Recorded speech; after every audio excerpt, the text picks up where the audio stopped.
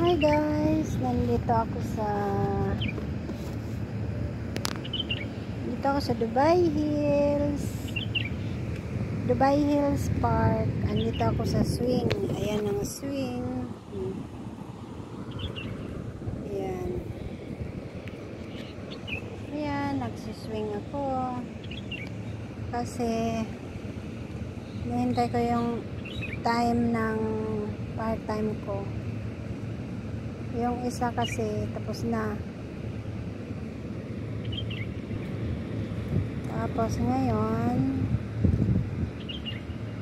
yung isa naman. So naghintay ako dito ng 2 hours para doon sa pangalawang part. May payong ako kasi mainit. Hindi na rin masyadong mainit ngayon dito sa Dubai. Medyo malamig na. 1 week na lang daw eh. Tapos na ang summer. Ayan. Kasi yung isa kong part-time, alas 5 pa. So, ngayon is alas 3 na ata. 3:30 na yata ngayon.